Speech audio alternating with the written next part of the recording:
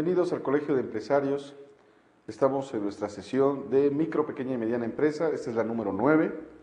En la sesión pasada hablábamos de lo que se requería para poner un negocio a nivel personal, cuáles eran nuestras características como empresarios, lo que necesitábamos como empresarios para poner un negocio. El día de hoy vamos a ver cuáles son los requisitos legales para poner un negocio o una empresa. ¿Sí? Entonces ya no es qué necesitamos nosotros, sino qué necesitamos hacer para que el negocio quede legalmente estructurado. Entonces nuestro objetivo pues son los pasos para crear no solamente una pyme, porque sirven para nivel general, ahorita lo vamos a ver, son los mismos pasos. ¿Cuáles son los requisitos que toda sociedad comercial o mercantil deben de reunir? Bueno, son 3. Afán de lucro. Yo siempre lo he dicho, las empresas están para generar riquezas. Nadie pone un negocio para perder dinero. Y se trata de ganar lo más posible de una manera lícita, compitiendo, ganando mercado, dándole servicio y atención al cliente, pero sobre todo, fidelizar al cliente más allá de la fidelidad normal, enamorar al cliente del producto tal y como lo hace Apple, que todos los clientes de Apple, los que usan los productos de Apple, yo les digo Apple Zombies, porque sale cualquier producto de Apple, inmediatamente lo están consiguiendo, hacen largas filas, algunos hasta duermen en la noche anterior a la apertura de la tienda para ser los primeros que tienen el producto. Tal es la confianza que genera en sus consumidores. Eso sería lo ideal para todos los negocios. Pero el principal requisito para una sociedad mercantil es el afán de lucro, es decir, generar riqueza, ganar dinero y mucho dinero. En cuanto a esto hay diversas opiniones, básicamente 2. Las personas que no tienen un negocio, que no tienen una empresa, hablan del bien común, el bienestar, el sentimiento social de la empresa, pero en su mayoría no hacen nada, no concretan nada. Hasta que se tiene un negocio, se puede entender, ¿verdad?, lo que es perder o ganar dinero. Y si yo aporto una cantidad para ganar más, pues lo que yo no quiero es perder. Y pues viene una serie de factores dentro de la misma organización que tenemos que cuidar para que nuestro negocio crezca. Trabajo con muchos empresarios, con muchos dueños de empresas, también con muchos directores que no son dueños. Y yo sí les puedo decir que hasta el día de hoy no me he encontrado a nadie que piense, voy a perjudicar al mercado con este producto, voy a sacar esto y voy a hacer mucho dinero y luego me voy. Los debe haber, no los he encontrado. Pero el común denominador de una persona que tiene una empresa no es ese, tiene múltiples preocupaciones. Ya no solamente traer clientes a la empresa, sino además la competencia, poder vencer a la competencia. Es una guerra comercial, es una guerra donde no hay muertos, pero sí hay pérdidas financieras. Y esas pérdidas financieras nos hacen desaparecer muchos productos. Hablemos de lo moderno, la telefonía, smartphone, ¿sí? El sistema operativo que más se vende en el mundo es Android. El dueño de Android es Google, que dicho sea de paso, es el buscador más utilizado en la red. Entonces tenemos aquí un fuerte competidor, no es un monopolio, hay otros, pero tiene una gran participación de mercado. Por otra parte, tenemos los sistemas operativos de Apple, ¿verdad?, que está en una segunda posición, estamos hablando de telefonía celular, muy lejana al primer lugar. Y en algún momento Nokia era el líder absoluto, a pesar de que su sistema operativo Symbian pues no era muy conocido, la gente no le llamaba por su nombre, etc. ¿Qué es lo que ha sucedido aquí? Un buen esfuerzo por parte de los creadores del Android, que fue Motorola, que Motorola en su tiempo fue líder en el mercado mundial, y no se actualizó. Y es curioso, tenían el mejor sistema operativo, pero sus teléfonos dejaron de venderse porque aparecieron otros con más prestaciones, pero con una mejor calidad, una mejor presencia, una mejor imagen, más intuitivos, más fáciles de utilizar, y desplazaron automáticamente a los teléfonos celulares Motorola, que tenían un sistema operativo que se les podía vender a otras empresas. Samsung usa el sistema operativo Symbian y es el líder en ventas de smartphone en el mundo, ¿verdad? Es curioso cómo se da la simbiosis en las empresas. Google tiene su propio celular, su propio smartphone, y tomaron una decisión. ¿Le invertimos al smartphone para ganar terreno o le invertimos al programa que le habían comprado a Motorola Móvil? Decidieron invertir en el programa y hoy prácticamente todos los teléfonos, con excepción de BlackBerry y los iPhone, tienen el sistema operativo de Google, que es Android. Como pueden ustedes darse cuenta, uno puede ser líder durante un tiempo, pero desgraciadamente, si nosotros no nos actualizamos, si no aprovechamos nuestras ventajas competitivas, otros nos pueden superar. Así pasó con Motorola. Creó el sistema operativo que hoy es el número 1 en el mundo, pero sus teléfonos celulares no están ni siquiera en los 5 primeros lugares de venta. Samsung, que no genera su propio sistema operativo, está en el primer lugar de venta con su gama de teléfonos, ¿verdad? Usando un sistema operativo de otra empresa que además también tiene su teléfono celular. Son decisiones que tienen simple y sencillamente afán de lucro. Significa que la persona moral será constituida para generar beneficios económicos, lo que yo le llamo simple y sencillamente generar riqueza. Si no se pretende tener beneficios económicos o de lucro, entonces no se constituye una sociedad mercantil, ¿sí? Puede ser una sociedad de beneficencia o puede ser una sociedad de apoyo social, como son las asociaciones civiles. Y estas se rigen por el Código Civil, no se rigen por el Código Mercantil, al menos en el país. También tiene que tener una contribución a las pérdidas. El riesgo es inherente al negocio. Entre más riesgo hay mayor ganancia, pero también mayor pérdida. Entonces, esta contribución a las pérdidas significa que todos los socios van a perder proporcionalmente en función de lo que hayan aportado. O ganar, que es lo que se desea. Y una aportación inicial. Para yo iniciar una empresa debo de tener un capital inicial, eso se le llama capital social. Es el dinero que aportan los socios para poder originar el negocio. Es decir, yo para abrir un negocio ya debo de tener una cantidad que fue aportada por socios, ¿verdad? Para poder abrir el negocio. Yo debo de empezar con una cantidad inicial. Y estos también no solamente pueden ser dinero, pueden ser bienes inmuebles, bienes muebles, ¿sí? O incluso el trabajo. Yo puedo ser socio de una empresa aplicando mis conocimientos simple y sencillamente. Y entonces yo me vuelvo también socio, pero ya no soy un socio capitalista, se le llama socio industrial, el que nada más está aportando sus conocimientos. Supongamos que alguien quiere abrir una empresa, un pequeño negocio, o un negocio grande, que conoce, pero hay partes técnicas que no domina, y vamos a suponer que yo domino esas partes técnicas. Yo puedo contribuir como socio sin aportar capital, solamente aportando mi conocimiento del medio, de la industria. Y eso puede ser una fuerza importante, vital.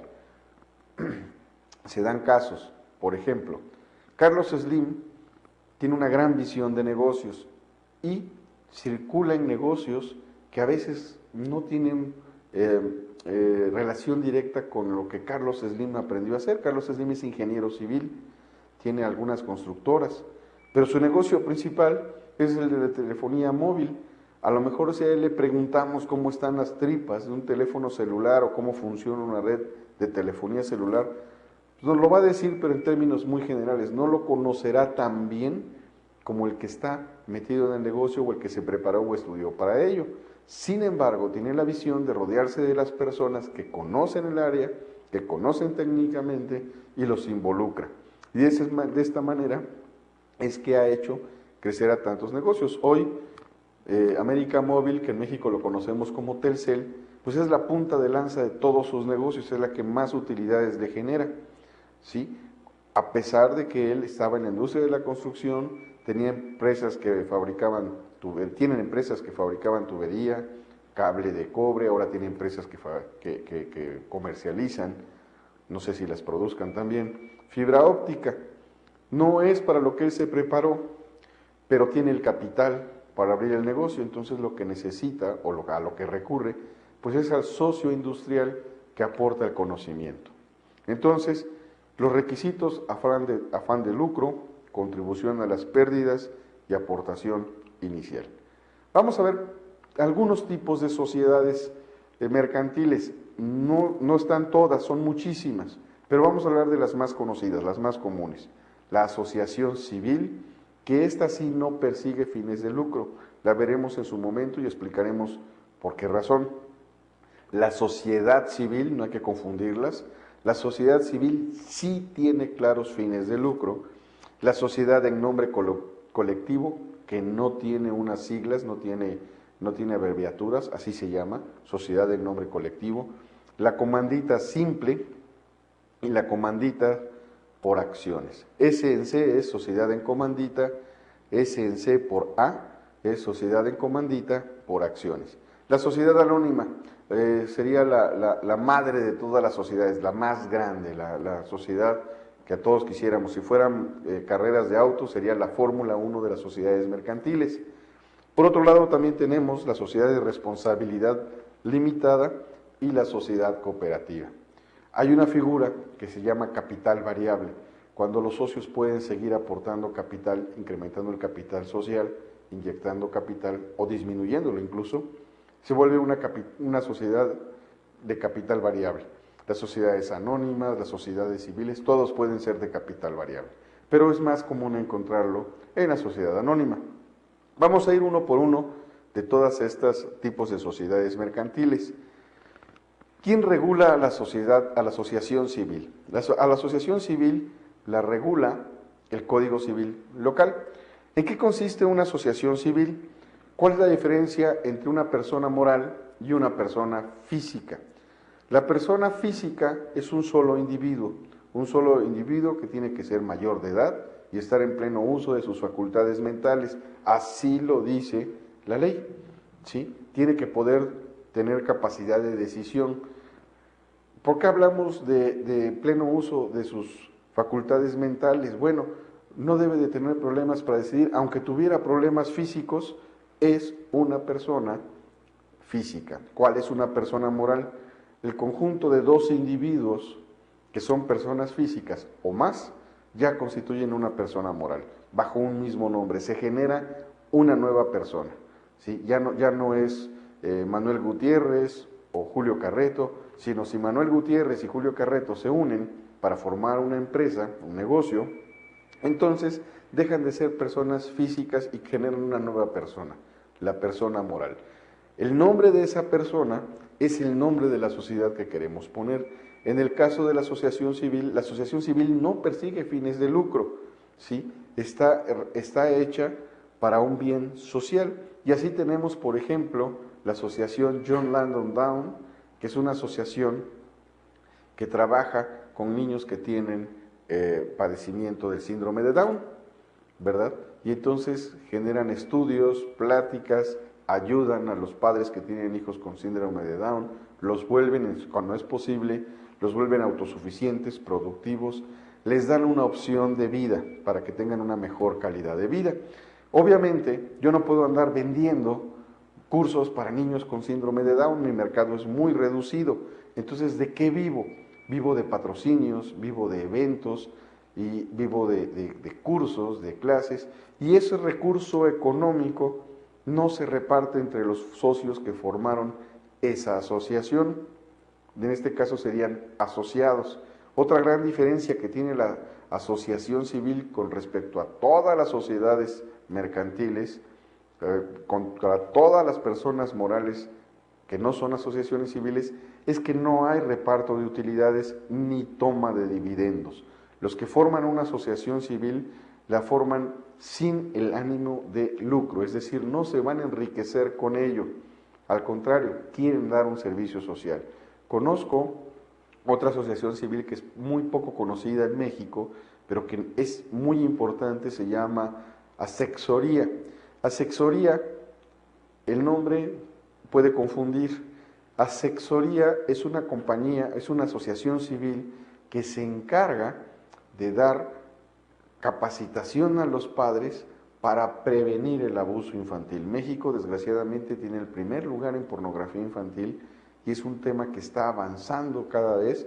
Hay aproximadamente entre 20 y 30 mil niños abusados sexualmente al año en nuestro país y pasa desapercibido. Bueno, esta asociación se encarga precisamente de capacitar a los padres para poder educar a los niños que logren evitar el abuso infantil y también hacen, entre otras muchas cosas, trabajar con niños para detectar si han sido abusados o si son susceptibles de ser abusados, para que con educación ellos puedan decir no, se puedan defender, puedan acudir con quien tienen que acudir.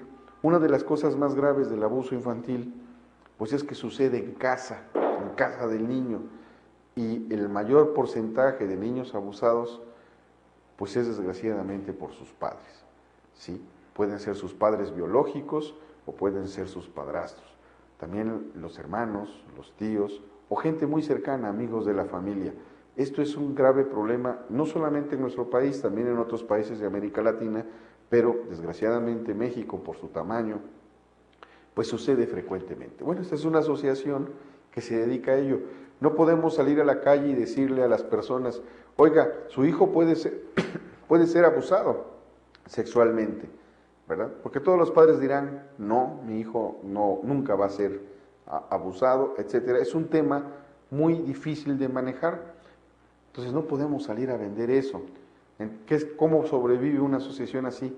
Con patrocinios, con conferencias y haciendo un cobro por estas conferencias, por los cursos y haciendo un cobro que simplemente cubre sus gastos de operación y les permite seguir adelante. Así funcionan las asociaciones civiles. Hay asociaciones civiles que reciben más recursos que otras. Tenemos la Fundación Televisa, por ejemplo, tenemos el Teletón, tenemos el Juguetón, que son asociaciones civiles. Algunas de ellas, como el Teletón, quizá el Juguetón no tanto, son muy criticadas y se dice que son asociaciones que se utilizan para evadir impuestos. Grave error. No se evaden impuestos, se deducen, porque el gobierno entiende que este tipo de asociaciones no pueden vivir, ¿verdad?, si no hay quien las patrocine. Entonces, este tipo de asociaciones, a las empresas que hacen sus propias asociaciones, Bimbo también tiene su propia asociación civil, ¿verdad?, a las personas que hacen sus asociaciones civiles, ¿verdad?, las favorece con una menor cantidad de carga fiscal. ¿Para qué? Para que puedan subsistir, para que sigan trabajando por un bien común. Casualmente, también tenemos asociaciones civiles deportivas. Si se fijan, todos los clubes deportivos son asociaciones civiles y hay clubes deportivos con mucho dinero y es una asociación civil. Si ustedes se fijan mucho, si se fijan en los nombres completos de los equipos, pues es al final AC, Asociación Civil. La idea es que no haya fines de lucro. ¿Qué hacen los accionistas con estos? Pues viven de otras cosas, viven de la publicidad sobre todo, ¿verdad?, del éxito o no que tengan los equipos, de las entradas a los estadios, pero el equipo en sí no le genera una riqueza, nada más el equipo en sí, a los accionistas o a las personas físicas que forman esta asociación. Suena raro, pero sí, muchas de las universidades, si no es que la mayoría, son algunas asociaciones civiles y otras pasan al esquema de sociedad civil. Ahorita veremos qué es una sociedad civil. La sociedad civil sí persigue fines de lucro, sí hay reparto de dividendos y sí hay reparto de utilidades. ¿Qué características tiene una asociación civil? Tiene un fin común no prohibido por la ley, ¿sí? Ya puede ser cultural, deportivo, social, ¿sí?, incluso médico.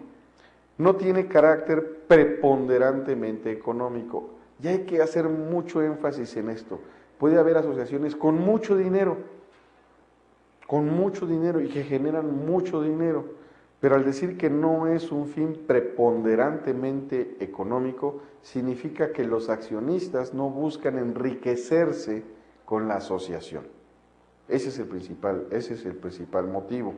Por otra parte, no reciben dividendos, no reciben pagos o beneficios por las utilidades de la asociación.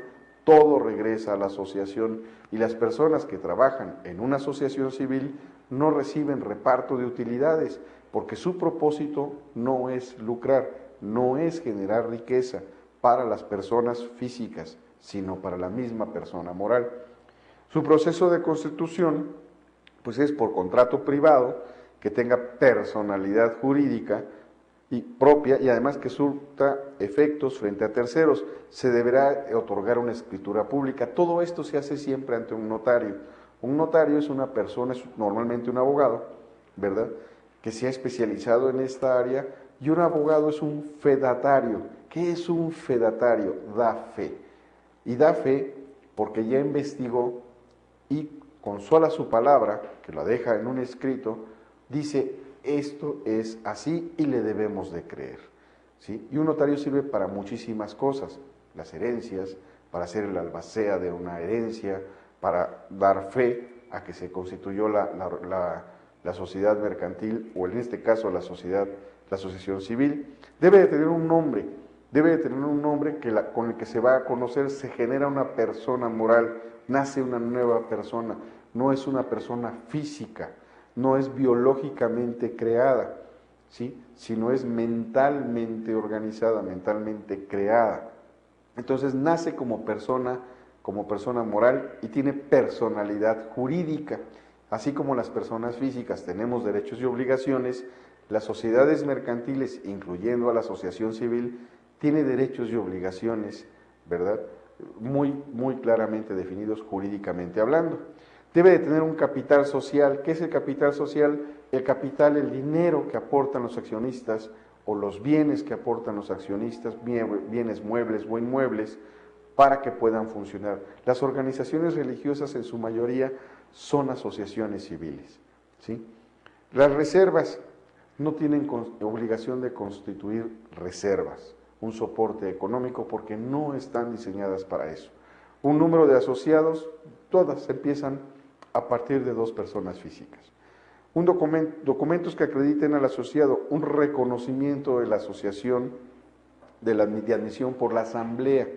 Se hace una junta de los accionistas, y los accionistas deciden quiénes entran o quiénes salen a la asociación, pero se plasma ante un notario, queda registrado ante un notario. En algunos casos es un corredor público, pero lo que le da mayor personalidad es que sea ante un notario, ¿sí? También tiene documentos que acreditan al asociado, entonces pues ese reconocimiento de una asamblea, y le dan un escrito donde dice que es socio y en qué porcentaje se volvió socio, ¿sí?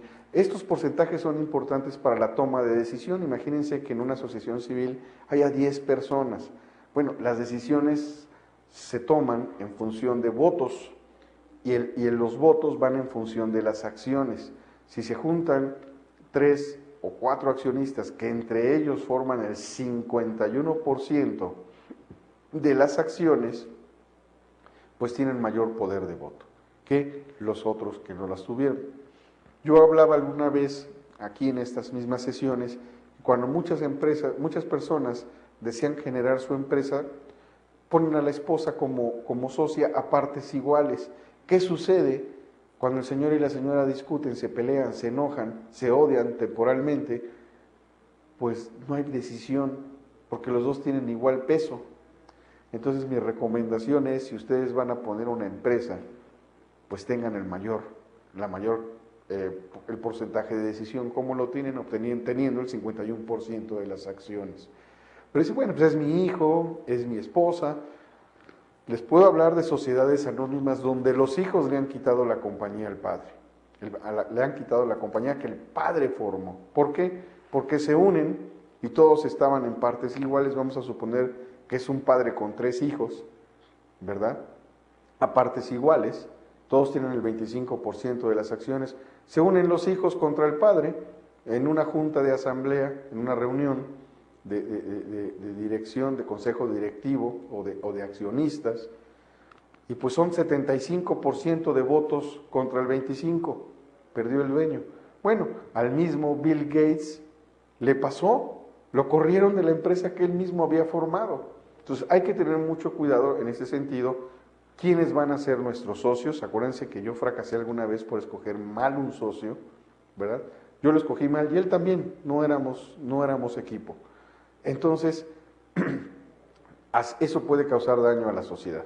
El otro punto es la responsabilidad de los asociados, son administradores ilimitadamente. Cualquiera de los asociados puede tomar decisiones en la empresa.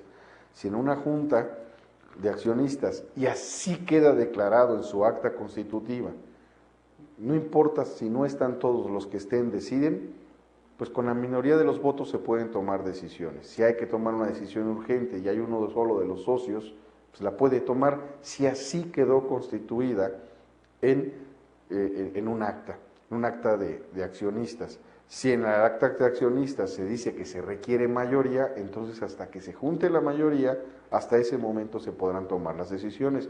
Pero todos ellos son jefes, son los que aportaron el capital social para que la empresa tuviera vida, ¿sí? Dependiendo el tipo de actividades, se puede o no tener participación extranjera. La ley lo permite bajo determinadas condiciones. Y los órganos sociales y de vigilancia es la Asamblea General y el director o los directores. Estos son los que van a hacer funcionar la empresa y que van a cuidar el buen funcionamiento de ella y que los recursos se utilicen tal y como fue constituido en el acta de apertura de la empresa. Esa es una asociación civil. Alguna persona que yo conocí me decía, vamos a hacer una asociación civil porque no pagan impuestos. No, sí pagan, pero muy pocos. Pero no se genera una asociación civil para no pagar impuestos. Si yo genero una asociación civil, pues yo nada más pongo el dinero, pero no percibo un solo quinto de ese dinero que yo aporté. Puedo tener un sueldo dentro de la asociación, pero hasta ahí. Puedo tener un sueldo muy alto dentro de la asociación. Me puedo fijar un sueldo de 200,000 pesos. Pero ¿qué sucede dentro de la asociación si la asociación no tiene dinero? Pues nunca me lo van a poder pagar. ¿Me explico? Entonces no se genera una asociación civil con el propósito de enriquecerme. Se genera para tener un beneficio social, cultural o deportivo. Una asociación muy importante en México es la asociación Michu y Mau, que si no fuera por esa asociación, no fuera posible atender a tantos y tantos niños quemados, que es su fundamento, su razón de ser. ¿Cómo nace esta asociación? La señora Virginia Sendel, que en algún tiempo participaba en programas de televisión, tenía a su hija, tenía a sus nietos, y un lamentable y desafortunado accidente con un árbol de Navidad provoca un incendio en casa donde muere la hija y sus dos nietos quedan severa y gravemente quemados. Cuando busca, se va al mejor hospital del país, ¿verdad? Y que estando aquí en la Ciudad de México, lleva a sus nietos a tratamiento y resulta, desgraciadamente, que el aire acondicionado estaba contaminado y les empieza a generar infecciones en la piel o en las partes que tenían, lo poco que tenían de piel, y tiene que irse a otro país, en Estados Unidos, y encuentra, para buena fortuna de ella, un lugar que se especializa en niños quemados, y de ahí le nace la idea de que si eso le pasó a sus nietos, le puede pasar a otras personas. Ella tenía el recurso, pero no había una asociación que la apoyara, y entonces le nace la brillante y genial idea de generar una asociación civil para atender a niños quemados. Y ha salvado a muchos, y ha reconstituido la piel de muchos otros, ¿sí? Empezando por sus nietos. Ella no se va a enriquecer de esto, ¿sí? Puede vivir de ello, puede vivir cómodamente, pero su función no es generar riqueza, es una manera de contribuir con la sociedad para que otros padres, otros abuelos, no sufran lo que ella sufrió por la pérdida de su hija en un lamentable accidente donde pues hubo personas quemadas, ¿sí? Vamos con la sociedad civil. La sociedad civil usualmente está conformada por personas que tienen la misma profesión o la misma área de experiencia. ¿Cómo funciona esto? Yo puedo hacer una sociedad civil para formar una universidad, y ahí entonces los elementos que están dentro de la sociedad civil tienen un fin común, la educación. Puedo crear una sociedad civil porque soy contador y me reúno con otros contadores y formamos nuestra empresa que ofrecerá servicios contables. Entonces, me estoy reuniendo con un equipo de profesionales similar a mí para poder trabajar. También lo pueden hacer los abogados les llamamos el famoso buffet, ¿verdad? Donde varios abogados se unen para formar parte de la sociedad. Es común en las sociedades civiles donde hay abogados que un abogado brillante puede llegar a formar parte de la sociedad. ¿Cuándo? Pues cuando gana muchos casos importantes, cuando trae cuentas que son importantes para la sociedad, lo pueden convertir en socio.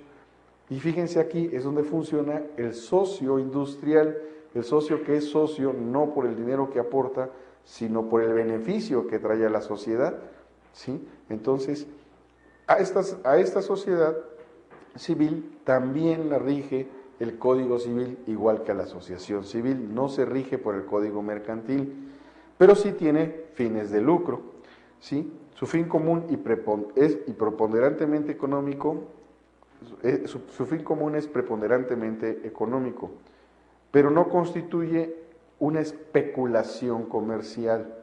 Es decir, ¿qué es una especulación? Jugar o fijar precios arbitrariamente. No es esa la función es tener riqueza. Su proceso de constitución es por un contrato privado que tenga personalidad jurídica propia. Todos tienen en común esto. Es un contrato privado y se tiene que dejar asentado ante un notario o ante un corredor público para que pueda tener personalidad jurídica, para que tenga derechos y obligaciones y de esta manera quede formalmente constituida. Todas pagan impuestos. Si yo me reúno con mis cuates y voy y compro tenis en algún lugar, los consigo muy baratos, en China, y me los traigo, los importo, pago los derechos, pago los impuestos. Luego mis cuates le digo, pues vamos a venderlos en los tianguis. Y conozco a la persona que maneja un tianguis, le pago mi aportación, pago mi derecho de piso y me pongo a hacer negocio. Eso no es una sociedad civil, ¿sí? ¿Por qué? Porque no está legalmente constituida, no pasé por un notario. Cuando yo vendo en un tianguis no entrego facturas, estoy evadiendo impuestos, ¿sí? Pero los tianguis tienen una personalidad jurídica que les permite hacer eso. Se pagan unas cuotas porque son para pequeños comerciantes, pero eso no es una sociedad civil. El que yo me una con mis cuates y ande vendiendo tenis o de casa en casa, ¿verdad? Oye, mira, te traigo unos tenis que originalmente cuestan 2,000, 3,000 pesos y te los vendo a 1,500 o a 1,000 pesos. Eso no es una sociedad civil. Para que sea reconocida como persona jurídica, tiene que darse de alta forzosamente ante un notario público. Debe de tener un nombre, debe de llamarse de alguna manera, ¿sí? Debe de tener un capital social, también se requiere una aportación. No necesariamente el capital social puede ser cero si se trata de una organización, de una sociedad de profesionales, ¿sí? Yo soy profesional, me reúno con 2 o 3 profesionales que conocen del mismo mercado que yo en la misma área de experiencia y formamos nuestra sociedad y le damos pa'lante, ¿sí? Y una vez que le damos pa'lante, creamos nuestra sociedad civil. El número de socios, como siempre, son de 2 hacia adelante y debe de haber una asamblea previa al reconocimiento oficial donde se determinan qué participación tiene cada socio, ¿sí? Quién tiene un porcentaje y quién tiene el otro. Y aquí voy a lo que siempre les he dicho. En mi despacho yo tengo el 80%, mi socio tiene el 20%, nada más somos 2, tiene el 20%, o sea que yo decido en todo. Claro, por la confianza que me inspira mi socio, él puede decidir por mí, no tengo problemas, decide bien, pero jurídicamente hablando, legalmente hablando, las decisiones pues las tengo yo todas. Yo lo puedo contradecir, yo puedo decir no, y se tiene que hacer porque así quedó asentado en un acta, ¿sí? La responsabilidad de los socios es ilimitada y solidaria, es decir, si la empresa pierde, los dos socios perdemos, solo que yo pierdo el 80% y él pierde el 20%. Si hay repartición de dividendos y si hay repartición de utilidades. ¿Cuál es la diferencia entre uno y otro? Los dividendos son los que se le dan a los accionistas, las utilidades son las que se les dan a los trabajadores.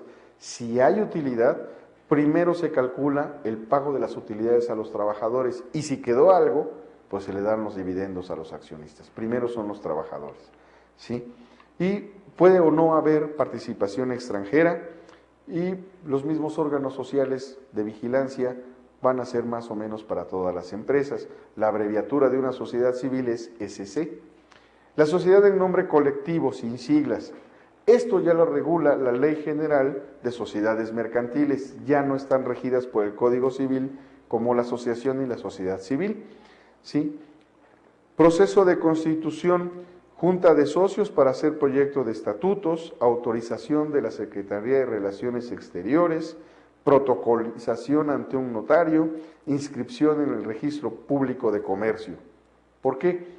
Porque una sociedad de nombre colectivo forzosamente tiene que tener un local, la sociedad civil no es obligatorio que tenga un local, ¿sí? En mi caso, hace algunos años decidimos tener el home office y todas las personas que integran el despacho trabajan desde casa. Las reuniones son en mi casa y cuando son reuniones de muchas personas, rentamos un salón y en ese salón hacemos nuestra reunión. ¿Por qué lo hicimos así? Porque de esta manera eliminamos costos de operación y nos permite ser más rentables, cobrar los mismos que los otros, pero mi costo de operación es mínimo y entonces me deja una mayor utilidad, ¿sí? El capital social no establece un mínimo, ¿sí? Se debe de tener un capital social, pero no establece un mínimo. Lo mismo en la sociedad, en la sociedad civil puedo empezar con 100 pesos o con 0, no importa, ¿sí? Se deben de reservar el 5% de las utilidades hasta llegar al 20% o la quinta parte del capital social fijo. Es un fondo de reserva para evitar que la empresa quiebre o en épocas de dificultad con eso subsistir. Debe de haber una estructura constitutiva, mínimo son siempre 2 socios. La responsabilidad de los socios también es subsidiaria, solidaria e ilimitada. Si ganan todos, todos. Si gana la empresa, ganan todos en proporción de sus acciones. Si pierden, pierden todos en proporción de sus acciones, ¿sí? Y es una escritura constitutiva. Todos los socios entonces responden de una manera subsidiaria. La participación de extranjeros está catalogada, dependerá de a qué ramo se dedica la sociedad en nombre colectivo. Y hay junta de socios, junta de administradores y hay un interventor que va a vigilar los actos administrativos. Este interventor lo eligen los socios. Cuidado con las sociedades en nombre colectivo, ¿sí? Una sociedad en nombre colectivo, todos los socios tienen responsabilidad. En la sociedad civil, si la empresa pierde, pierden los accionistas el dinero que aportaron. En la sociedad en nombre colectivo, pierden hasta sus propios bienes, se les puede embargar personalmente, como persona física. Ese es el riesgo. Por eso hay que tener mucho cuidado para hacer una sociedad de nombre colectivo y por eso es que casi no hay. Lo mismo sucede con la comandita simple. Todos tienen el mismo derecho, pero pueden ir tras los bienes de los accionistas en caso de pérdida, en caso de quiebra de la empresa y haya que pagar deudas, pueden ir hasta por los bienes de los accionistas. Esta es la gran diferencia entre unas sociedades mercantiles y otras, ¿sí? El proceso es exactamente el mismo y pues hay comanditarios y comanditados. La responsabilidad de los socios, los comanditarios es solidaria, sí, y el comanditado tiene aportaciones también, sí puede aportar, los demás no. ¿Sale? Aquí nada más se afecta a los socios que son, que aportan capital, los socios industriales no se ven afectados. Las comanditas por acciones, yo puedo tener acciones de la empresa, y en función de los beneficios que tenga la empresa, mis acciones aumentan de valor, ¿sí? Por eso se llama comandita por acciones. Todos funcionan exactamente igual y todos siguen sin excepción los mismos pasos de constitución. Insisto, el de nombre colectivo y la comandita por acciones. El problema es que si la empresa fracasa, quiebra y hay que pagar deudas, se puede ir hasta por los bienes de los accionistas, los bienes personales. Por eso es que no las vamos a ver muy seguido. Normalmente las comanditas por acciones o la sociedad en nombre colectivo también, ¿verdad? Julio Carreto e hijos, pues son familias, porque así se afecta pues a toda la familia. La sociedad anónima, la madre de todas las sociedades. Para la sociedad anónima se necesita un capital de entrada forzoso de 50,000 pesos. Yo para abrir una sociedad anónima debo de poner 50,000 pesos como capital social, como mínimo. Si no tengo esa cantidad mínima, no puedo abrir mi sociedad anónima. ¿Cómo lo demuestro? Lo demuestro llevando un cheque al notario público y que el notario público verifique, certifique que efectivamente tiene fondos. Si lo llevo certificado, ya le ahorré el trabajo al notario público. Entonces, lo puedo llevar también mis estados de cuenta actuales al día, donde se vea que hay por lo menos 50,000 pesos. Lo puedo llevar yo junto con mis socios y decir, mira, yo tengo 1,000,000 de pesos, este tiene 2, este tiene 3, yo voy a ser el socio mayoritario y voy a poner 30,000 pesos. Y demuestro que sí los tengo y los demás también lo demuestran. Y entonces se establece la sociedad anónima. No necesariamente tienen que dejarle el dinero al notario. También se le puede mostrar dinero en efectivo, pero no es necesario, ¿sí? La ley dice, no han cambiado el reglamento, dice 50 millones de pesos, pero eran de los anteriores pesos, de los viejos pesos. Los muy jóvenes a lo mejor no se acuerdan que allá por los 90 le quitamos 3 ceros al peso, ¿verdad? Porque ya estaban haciéndose cifras muy, muy grandes. Entonces, ¿qué documentos acreditan al socio? Una acción. Tiene una acción de la empresa y esa acción va a valer en función del crecimiento o decrecimiento que tenga la empresa. Y eso es lo que a mí me da esa riqueza. Simplemente cambio mi acción cuando yo me quiero retirar y me llevo mi dinero. Y debo de recibir, normalmente lo hacen trimestralmente, una junta de accionistas donde reciben un premio por lo que se ha logrado o un reparto de dividendos cuando llega la ocasión, conforme fue establecido en un acta constitutiva. Les recuerdo, primero se pagan el reparto de utilidades, el PTU, ¿sí? El pago al trabajador de las utilidades de la empresa y de lo que quede entonces ya le tocará o no dividendos a los accionistas. También se puede permitir la participación de extranjeros.